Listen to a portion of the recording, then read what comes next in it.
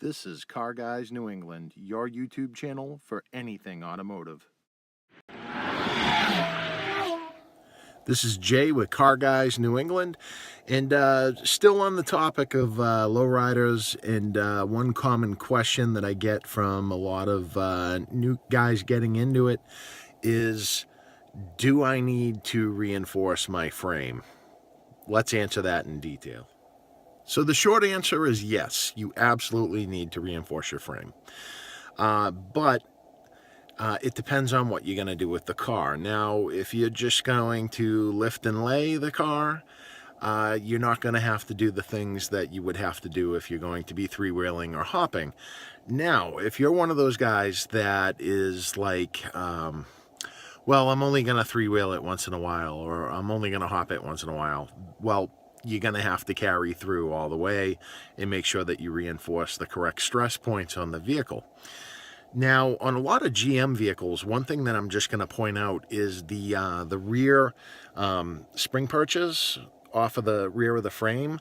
They tend to crack, and so it's a good idea to either reinforce them or put in a bridge and cut them out and put in your own bridge in the back, because they're going to break just regardless.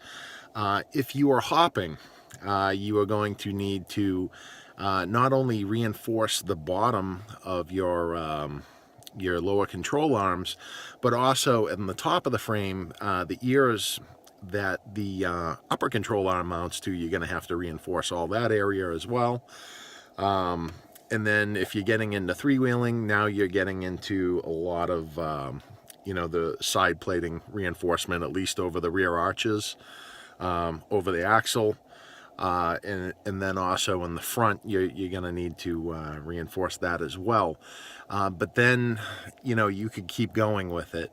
A lot of people take the body off the frame and they'll box in the frame and, mold it, make it look beautiful.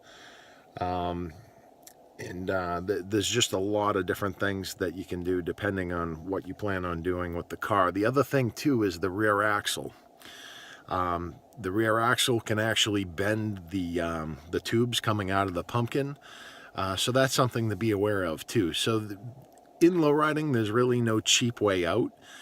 Just to make you guys aware of that, that even if you get a simple setup, you're going to want to think about reinforcement. Otherwise, you're going to be fixing things after they break, and that's kind of a crappy position to be in when stuff like that happens. So that's a wrap, guys. If you enjoyed this video, be sure to give it a like.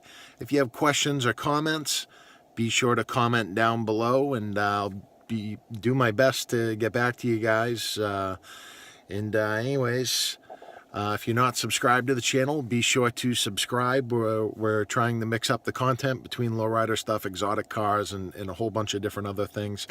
So anyways, thank you so much for watching. This is Car Guys New England. Until next time, take care.